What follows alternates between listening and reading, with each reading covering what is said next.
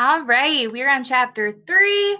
The sun is shining. I got myself an iced coffee today because iced coffee makes me think of school, and I miss school. So we're on chapter 3. Good job at all of you who are completing the questions and following along with the story. It makes me really happy. The last thing that we read in chapter 2 was Barbed Wired Sunday, the day that divided a city and eventually a country. Worst of all, the day that divided my family. The sun warmed my back as it slowly rose in the east, and I shivered against it. This early morning light had not ended the long dark night, no. For us, the dark night had only begun. All right, chapter 3. This is on page 13. It didn't take long for the government to realize that they couldn't guard the fence so heavily forever. Even with the fence and armed soldiers, people were still finding ways out. If things were bad in our city before, they would only get worse now. We all knew that. Some people made runs in the dark and literally tore their way to freedom. Others tried swimming the canals where the barbed wire couldn't reach. At least one family simply ducked low to avoid gunfire and crashed their car through the fence. Nobody asked who might try leaving next, but everybody wondered.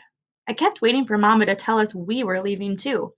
Surely she would, any day now. But she never did. Maybe she had been a prisoner here long before the fence appeared. Protests started in West Berlin. They chanted and held signs and aimed their cameras at the Grenzers, who held up mirrors to reflect the sun into the camera lenses and ruin the pictures. Fritz, Mama, and I stood near the fence and looked everywhere among the protesters for Papa and Dominic. But we could never see them. Have they forgotten us already? I asked Fritz. He smiled as if I told a joke, then reached down and ruffled my hair. Papa would never forget us, Gerda. I kept staring, though every time I saw a fence that almost was my father, my heart broke a little more. If he hasn't forgotten, then where is he? Fritz turned to Mama and lowered his voice so only the three of us could hear. There's talk about an apartment nearby that sits right on the border. You can enter the back of the building from the east and walk out the front doors into the west and go straight through the fence. Mama shook her head. The government won't tolerate that for long. I don't want to be there when they come. And they did. Only a few days later, the government bricked up all the lower exits of that building, thinking that would solve the problem.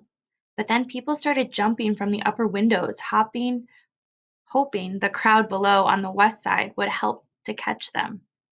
Fritz was there a week later, watching from a distance when a woman threw down a mattress and all her bedding from the third floor while our police banged on her locked apartment door. When the police got inside, she finally leaped out.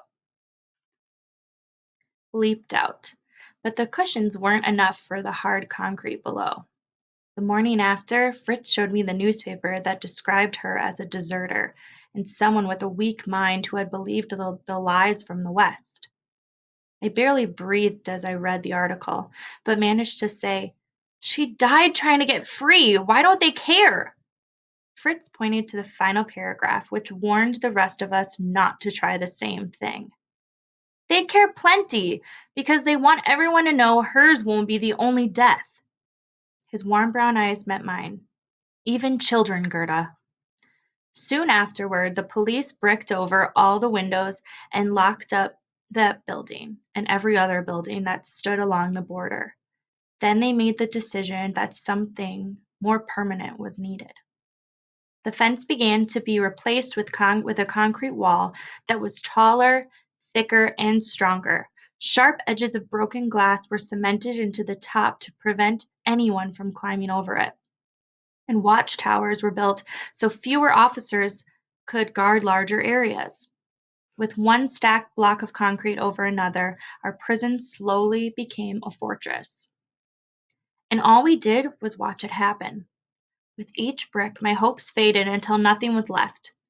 If there had ever been a chance of Dominic and my father returning, then the wall took that too. My school teacher taught us a new song that thanked our leaders, for building a wall to keep the fascists out. I muted my glares and only mouthed the words when my teacher was looking. I couldn't bear to sing the lies. After a couple of months, the West sent tanks to watch their side of the border, so Russia sent tanks to our side of the border. The soldiers stared at one another through binoculars, each trying to guess which side would fire first.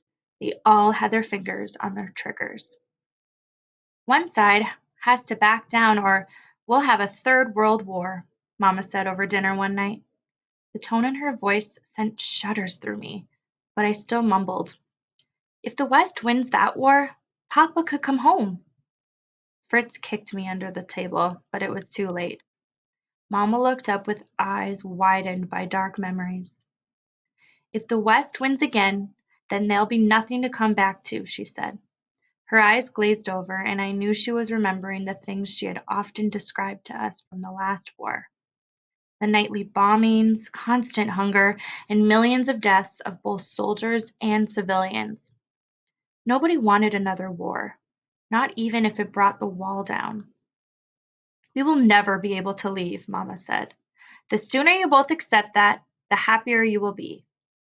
I nodded back at her, but I knew I could never again be happy here, and I refused to accept my life inside a prison.